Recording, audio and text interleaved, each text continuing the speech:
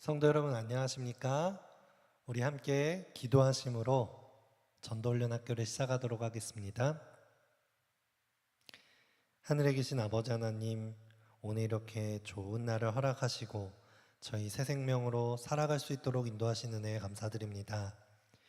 저희 이 시간 함께 전도훈련학교를 진행하려고 합니다. 저희가 배우는 것들이 저희들의 삶에 실천될 수 있는 귀한 시간 되도록 허락하여 주시옵소서. 저희가 훈련받은 이 내용들을 통하여서 영혼을 구원할 수 있도록 주님 능력 허락하여 주시옵소서. 주님께서 세우신 주님의 집, 이 교문리 교회를 통해서 하나님의 복음이 전파될 수 있는 능력이 선포되기를 간절히 구합니다.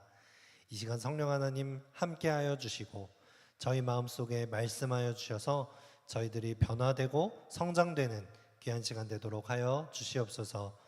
온라인으로 진행되는 만큼 저희가 멀리 떨어져 있지만 더욱더 합심하여 주님의 말씀을 연구하는 시간 되도록 주님 함께하여 주셨기만을 예수 그리스도의 이름 의지하여 감사 기도드리옵나이다. 아멘.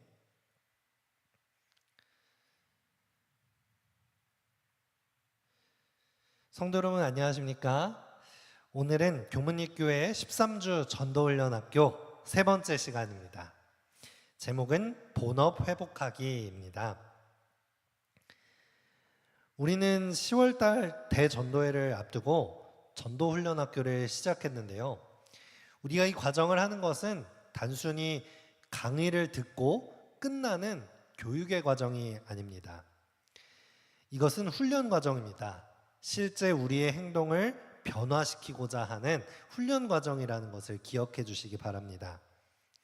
전도회는 일회성 행사가 아니라 우리의 일상이 되고 전도와 양육이 이루어질 수 있는 건강한 교회 만들기의 과정이라는 것을 기억해 주시고 함께 따라와 주시기를 바라겠습니다. 우리는 지난 오리엔테이션과 또 일과 하나님의 사업 부르심 시간을 통해서 여러 가지 내용들을 배웠습니다. 특별히 하나님께서는 우리 모두를 전도자로 부르고 계시다는 사실, 전도 사역의 필요성을 되새겨 보았고요. 전도는 일회성 행사 프로그램이 아니라 우리 교회의 전반적으로 성도 생활에 세워져야 하는 전도 문화가 필요하다라는 것을 이야기했습니다. 그리고 전도는 거창한 어떤 일을 계획하고 그것을 행하는 것이 아니라 내가 매일의 삶 속에서 할 수 있는 작은 것들을 실천하는 것에서부터 시작하는 것임을 짚어보았습니다. 전도는 성도의 삶에 있어서 아주 자연스러운 일입니다. 불꽃이 붙은 심지가 다른 것에 닿으면 자연스럽게 불이 옮겨 붙죠. 그리고 그 옮겨 붙은 불꽃이 또 다른 곳에 옮겨지는 것도 아주 당연하고 자연스러운 일처럼 이루어지는 것입니다. 우리가 금세 작은 불꽃을 크게 만들 수 있는 것처럼 하나님께 복음의 빛을 전달받기만 한다면 우리는 자연스럽게 그 빛을 발하게 되는 것입니다. 그리고 그 빛을 발하는 우리가 주변 사람들에게 접촉을 할 때에 당연하게 자연스럽게 그 복음의 빛이 옮겨가는 것, 그것이 전도인 것입니다. 그런데 그 일이 자연스럽지 못하게 느껴지거나 우리에게 너무 큰 고역이라고 느껴진다면 우리가 먼저 하나님께 복음의 빛을 잘 받았는지부터 돌아봐야 할 것입니다. 하나님과 나와의 관계를 먼저 살펴보아야 하는 것이죠. 또 다른 비유로는 우리가 땅에 심긴 나무라고 생각할 수 있겠습니다. 땅에 심긴 나무가 자연스럽게 성장하고 열매를 맺어가듯이 우리가 예수님의 땅에 심긴 나무가 된다면 우리는 자연스럽게 예수님을 닮은 열매를 맺고 성장해 나가는 것이죠. 전도는 이렇게 자연스럽고 당연한 일이다라는 것을 배웠습니다. 지난 시간에 우리 담임 목사님께서 우리 과제를 내주셨었는데요. 한번 생각해 보시고 실천해 보셨나요? 하나님을 믿지 않는 사람에게 내가 만난 하나님을 증거할 작은 간증문을 만들어 보자. 우리 1, 2분 정도의 짧은 간증문을 만들어 보기로 했고요. 그리스도인 선교봉사 1장 읽기, 그리고 내가 할 수 있는 전도 활동 생각해 보기, 이렇게 과제를 내어드렸었는데요. 우리 과제들을 그냥 넘기지 마시고 이 과제를 통해서 내용들을 다시 한번 마음에 새기고, 내용을 듣는 것에서 그치는 것이 아니라 내 삶에 녹아들게 하는 그런 전도훈련학교 시간이 되었으면 좋겠습니다. 그리고 함께하고 계신 소그룹에서 이 과제들을 함께 나눠주시면 좋겠습니다. 자, 우리가 이제 오늘 삶과 본업 회복하기 내용으로 들어가 보도록 하겠습니다. 하나님의 말씀 디모데후서 4장 2절 말씀을 읽도록 하겠습니다. 디모데후서 4장 2절의 말씀입니다. 시작. 너는 말씀을 전파하라. 때를 얻든지 못 얻든지 항상 힘쓰라. 범사의 오래 참음과 가르침으로 경책하며 경계하며 권하라. 우리는 이 말씀을 통해서 무엇을 보게 됩니까? 바로 전도의 필요성을 보게 됩니다. 우리가 성도라면 당연히 전도를 해야 하는 것입니다. 죄송합니다.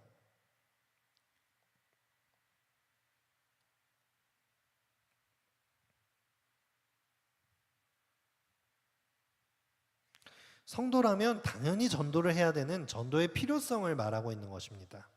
우리는 전도를 하기 전에 많은 것들을 재고 따지고 합니다. 상황을 핑계대기도 하고, 내가 가진 환경이 안 되어서 전도를 못한다고 핑계를 댑니다. 경제적인 상황이 안 돼서, 또 내게 말하는 재능이 없어서 이 핑계 저 핑계를 대면서 전도를 뒤로 미루는 것이죠.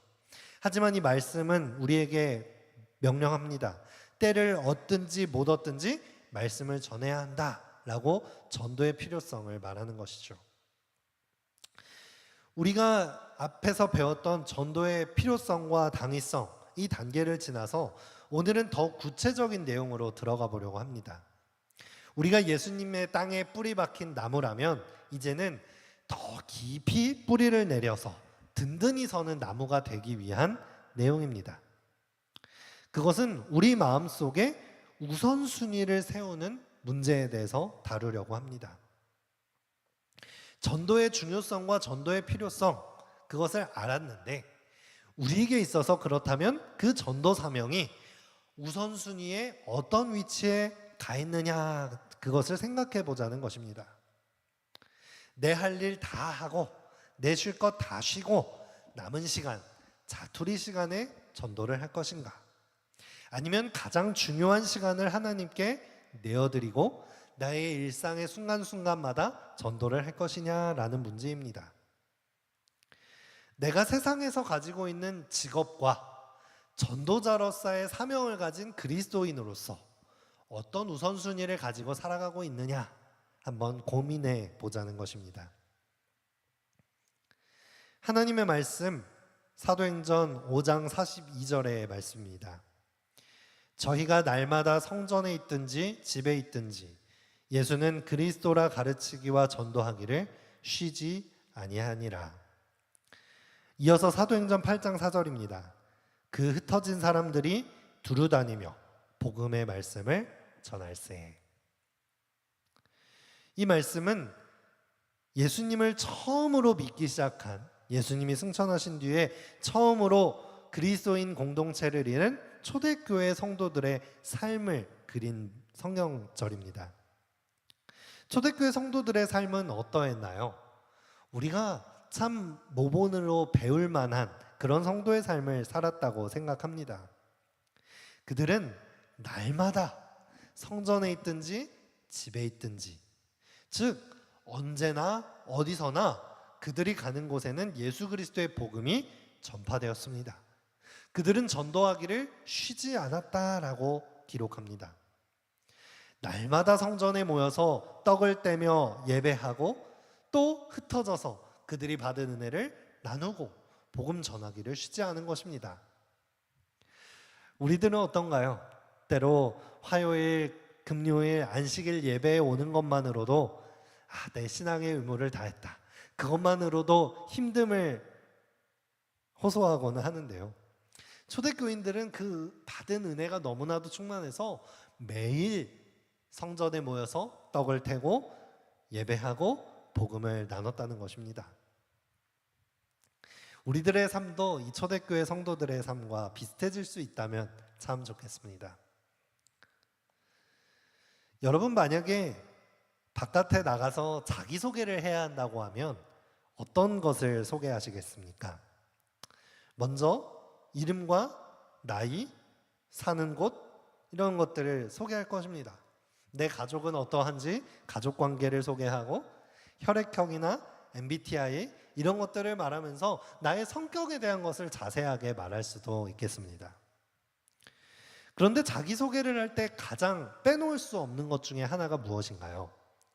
바로 그것은 내가 하고 있는 일, 나의 직업일 것입니다.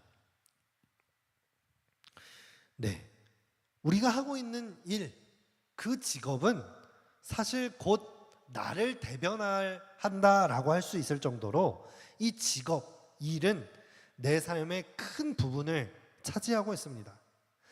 일이 즉 나 자신인 것입니다. 그리고 우리는 이어서 소개합니다. 내가 이 일을 하게 된 배경과 학력, 어떤 것들을 공부해서 이 직업을 갖게 되었는지 소개합니다. 그런데 여러분, 우리가 자기소개를 할 때에 우리의 종교를 밝히는 것이 쉬운가요? 요즘 세상은 이런 종교를 밝히는 것도 참 조심스러운 세상을 살고 있는 것 같습니다. 종교는 지극히 개인적인 것, 다른 사람에게 강요해서는 안 되는 것, 자신의 것만이라는 것을 강요당하는 세상에 살고 있어요. 종교를 밝히는 것 참 어렵습니다. 또 우리가 자기소개를 할 때 내가 제7일 안식일 예수 재림교인이다 라고 소개를 하실 수 있겠습니까? 때로는 우리는 그것을 감추고 그냥 기독교인입니다 라고 소개를 하기도 합니다. 직업을 소개하고 직업을 갖게 된 배경을 소개하는 데 있어서는 거침없이 하는데, 종교에 대해서 밝히고 나의 신앙을 갖게 된 배경과 역사를 이야기하는 데서는 굉장히 부담스럽고 껄끄러운 일이 된 것이죠. 그런데 여러분, 초대교회 성도들은 그렇지 않았다는 것입니다. 그들은 일상 속에서 그들의 주변 사람들에게 자신을 소개하고 자신을 만나는 사람들에게 자신을 소개해야 할 때 가장 먼저 예수 그리스도를 전했던 사람들입니다. 가장 먼저 다른 어떤 학업이나 가족관계나 직업을 소개하는 것이 아니라 나 자신을 거듭나게 해주고 현재의 삶을 평안과 소망으로 가득 차게 해주신 예수 그리스도의 복음을 가장 먼저 소개했습니다. 그것을 가장 첫 번째로 소개한 것입니다. 그들에게 있어서 그들의 직업, 그들의 본업은 그리스도를 전하는 것이었어요. 그들이 가지고 있는 생업이나 직업은 그것을 뒷받침하는 배경이고 오히려 그리스도를 전하는 도구로 사용되었습니다. 우리가 성경 속에서 사도행전이나 또 여러 신약 성경들을 통해서 초대교회의 역사를 확인할 수 있고 성도들의 삶을 확인할 수 있습니다. 많은 인물들도 등장합니다. 그런데 우리는 그 초대교회의 구성원들이 어떤 직업을 갖고 있는지, 어떤 가족관계를 갖고 있는지 잘 정보를 알 수가 없는 것입니다. 단지 그들을 소개하기를 언제나 그들은 전도하였고 복음을 전하였고 구제하고 남을 돌아보는 일에 힘쓰고 음식과 재산을 통용하며 나누며 살았음을 확인하게 되는 것입니다. 왜냐하면 그들은 그들에게 그것이 본업이었고 인생의 전부였고 나머지는 부수적인 일들이었기 때문에 늘상 그것들만이 소개되었던 것이죠. 여러분, 우리는 흔히 예수님을 믿는 사람들을 그리스도인이라고 부릅니다. 기독교인, 그리스도인이라고 부르는 것이죠. 지금은 그냥 교회에 다니기만 하면 난 쉽게 얻을 수 있는 이름입니다. 나 크리스찬이야, 그리스도인이야 라고 부를 수 있는 것이죠. 그런데 여러분, 최초에 이 그리스도인이라는 단어가 없었던 시절에 초대교인들은 이 그리스도인이라고 하는 명칭을 받았던 사람들입니다. 어떻게 이 그리스도인이라는 이름을 받게 되었을까요? 사도행전 11장 26절의 말씀입니다. 제자들이 안디옥에서 비로소 그리스도인이라 일컬음을 받게 되었더라. 이 그리스도인이라고 처음 불린 사람들은 바로 제자들과 안디옥 교회의 성도들이었습니다. 그리스도인이라는 말이 없던 시절에 이들이 어떻게 살았기에 그들이 그리스도인이라고 불리웠을까요? 그들은 늘상 삶 속에서 그리스도를 말했습니다. 그들의 상황이 그렇게 기쁜 상황만은 아니었습니다. 앞에 나와 있는 사진을 보십시오.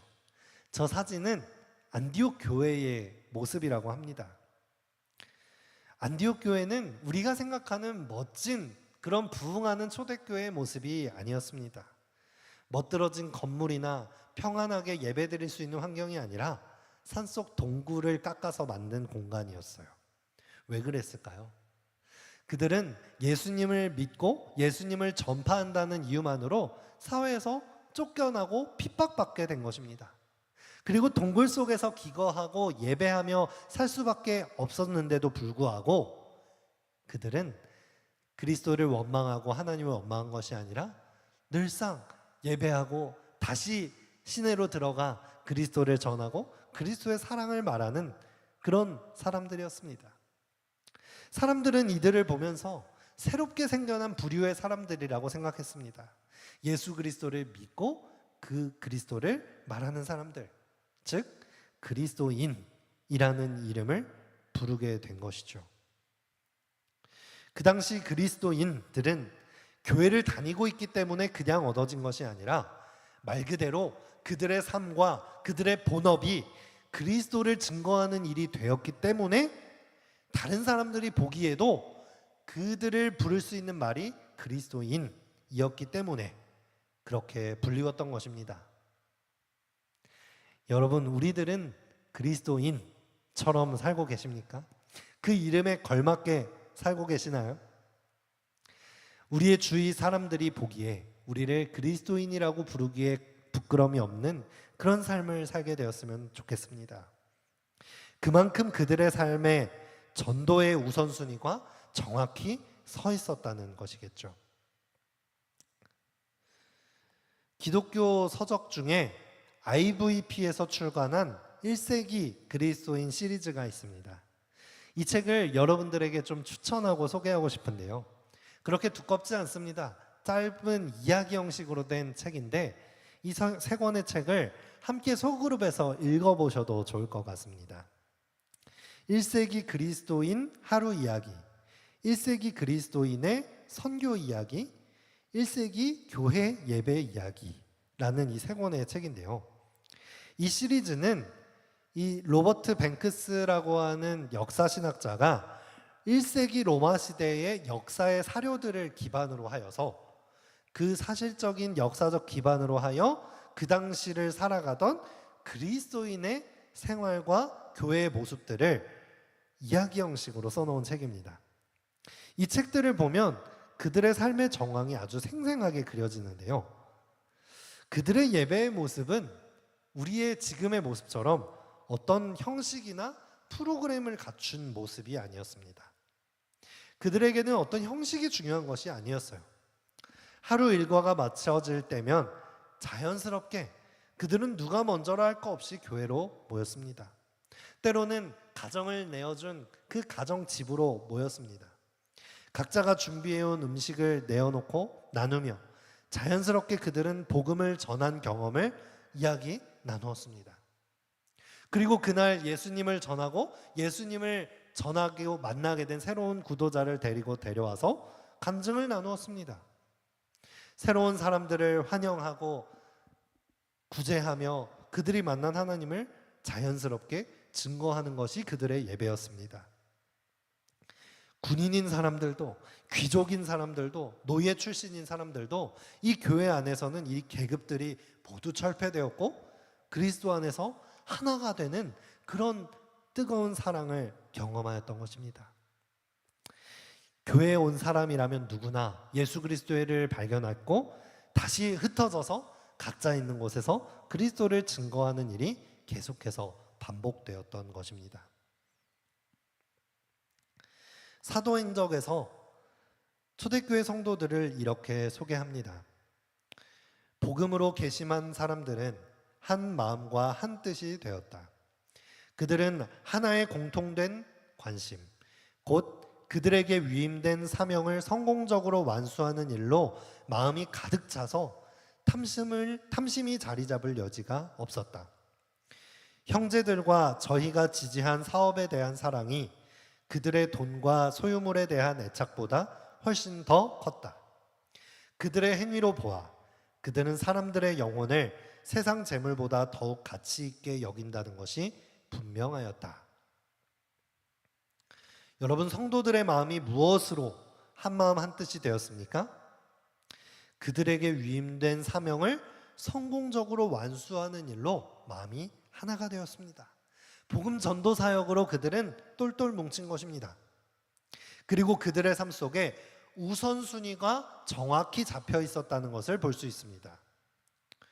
형제들과 저희가 지지한 사업에 대한 사랑이 그들의 돈과 소유에 대한 애착보다 훨씬 더 컸다. 그들의 행위로 보아 그들은 사람들의 영혼을 세상 재물보다 더욱 가치 있게 여겼다. 이렇게 하나님의 사업에 대한 우선순위를 정확히 세웠던 초대교인들은 부흥을 경험할 수밖에 없었던 것입니다. 초대교회 성도들은 각자 사는 모습과 직업과 성격과 모든 것들이 달랐습니다. 심지어 계급도 달랐습니다. 하지만 그리스도를 전하는 일을 모두 우선으로 둔 사람들이었기 때문에 함께 하나가 될 수 있었습니다. 그들은 본업을 그리스도인으로 삼은 사람들이었고 그들의 직업을 그 도구로서 잘 활용할 줄 아는 사람이 된 것입니다. 여러분, 하나님을 믿는다는 것이 무엇입니까? 하나님을 믿으며 얻을 수 있는 축복은 우리가 본향을 다시 회복할 수 있는 것일 것입니다. 죽을 수밖에 없는 이 세상에 태어나 그것이 원래 정해진 운명처럼 살다가 우리가 속한 곳은 이 땅이 아니라 우리가 돌아갈 본향, 영원한 하늘이라는 것을 깨달았을 때 우리의 삶은 사망의 그늘에서 벗어나 소망을 갖게 되는 것이죠. 비록 몸은 아직 이 땅에 속해 있지만 돌아갈 본향을 잊지 않고 하늘 시민권을 가지고 살아가는 사람들이 바로 하나님을 믿는 그리스도인들입니다. 하나님을 믿는 믿음으로 거듭남으로 이 땅의 고향이 아닌 하늘 고향을 바라보게 되는 것입니다. 소속이 바뀌는 것이죠. 그 우선순위가 바뀜으로 인해서 우리의 사망의 그늘이 소망으로 변하는 것이죠. 그런데 여러분, 우리가 회복해야 할 것은 본향뿐만이 아니라 우리의 본업입니다. 우리의 시민권이 본향인 하늘나라에 있다면 성도들의 본업은 이 땅의 일이 아니라 본향일 일일 것입니다. 본향인 하늘나라를 증거하고 복음 전하는 일이 성도들의 본업이 되는 것이 당연한 일입니다. 우리가 본향을 소망한다면 우리의 본업도 그 순서가 뒤바뀌는 것입니다. 세상 일이 우선이 아니라 복음을 전하는 일로 거듭나는 것, 그 우선순위가 바뀌는 것이 바로 그리스도인의 거듭남인 것입니다. 성도 여러분, 우리가 재림 성도로서 본업을 회복하게 되시기를 바랍니다. 재림을 고대한다고 말하면서, 하늘을 소망한다고 말하면서 나의 본업을 회복하지 못하고 이 세상 일에만 몰두한다면 우리는 나태하고 게으른 주님의 종이 되는 것이겠죠. 우리가 복음 전도를 본업으로 삼기 위해서 다음에 세 가지를 분명히 해야 합니다. 우리 한번 함께 따라 읽어보도록 하겠습니다. 첫 번째, 복음 전도의 우선성. 우리가 복음 전도를 내 삶의 우선순위에 두는 것이 중요합니다.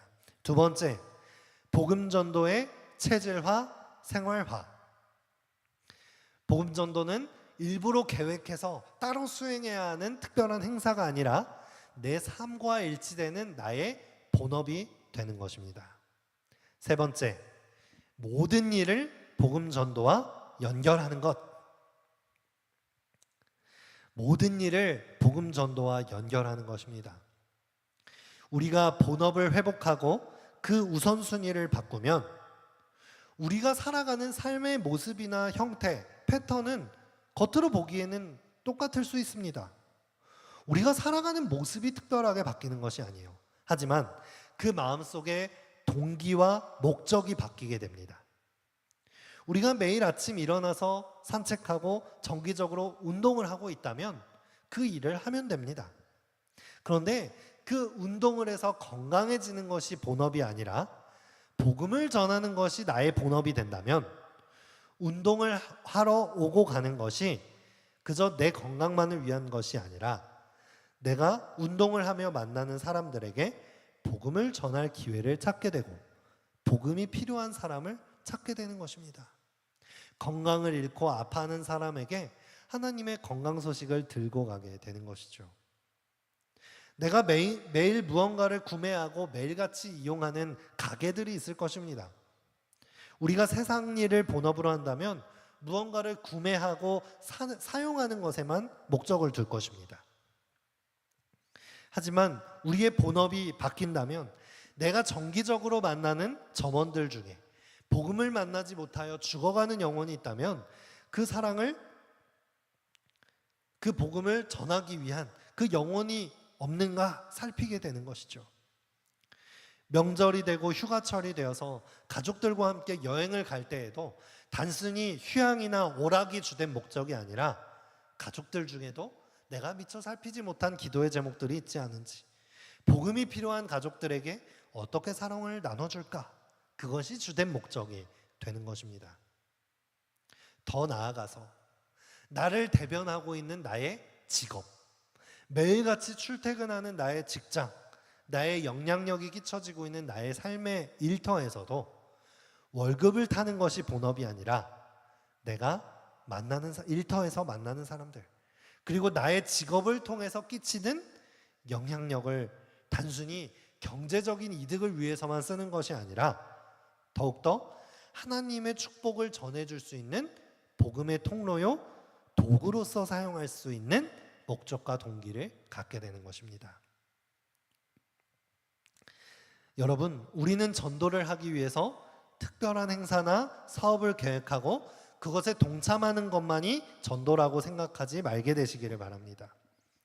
사실 전도의 시작은 그리스도인들, 우리 개개인의 마음 속에서부터 시작됩니다. 개개인의 마음 속에서 우선순위가 변화되는 것에서부터 시작되는 것입니다. 우리가 영위하고 있는 일상은 변하지 않습니다. 주변에서 보기에 달라지는 것은 없습니다.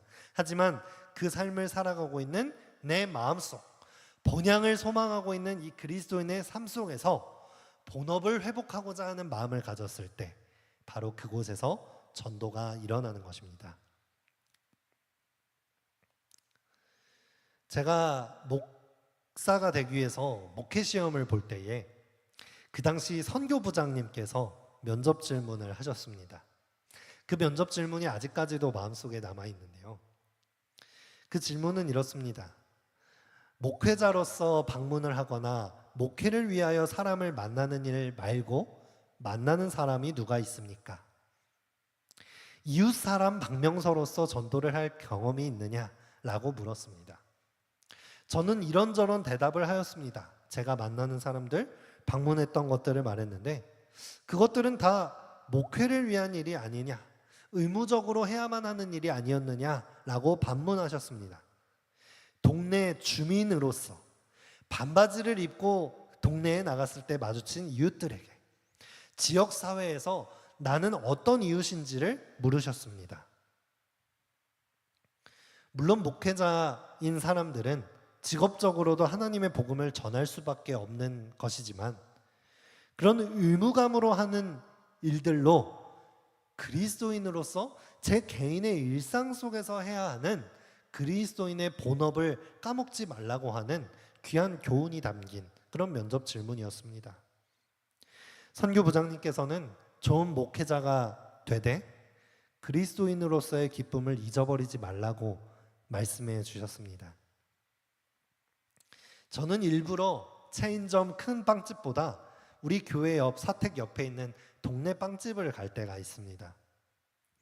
안녕하세요. 와, 저 빵이 정말 맛있어 보이네요. 빵을 구매하면서 저 여기 교문입교회로 새롭게 발령 와서 이사 온 박명서 목사라고 합니다. 자주 뵙겠습니다. 자주 사러 올게요. 교회 앞에 계셔서 가게 불편하신 건 없으세요? 이렇게 물었을 때에 그 반응을 살피는 것이죠. 자주 이용하게 되는 세탁소나 수선집 아주머니에게 안부를 묻고 그저 세탁만 이용하는 것이 아니라 저 교문입교회 다니고 있다라고 말씀을 드리면서 우리 가까운데 교회에 한번 오세요라고 초청을 합니다. 교회 주변을 돌아다닐 때에 주택 마당에 나와서 쉬고 있는 어르신들이 계실 때 안녕하세요 인사를 나누거나 1+1 음료를 사서 가다가 시원하게 드시라고 저 교문입교회 목사라고 인사를 드립니다.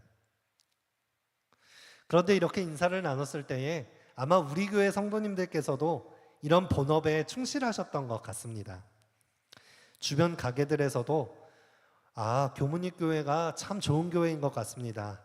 주차장도 평소에 내어주시고 지역사회를 위해서 좋은 일들을 많이 해주시는 것 같다는 반응이 대부분이더라고요.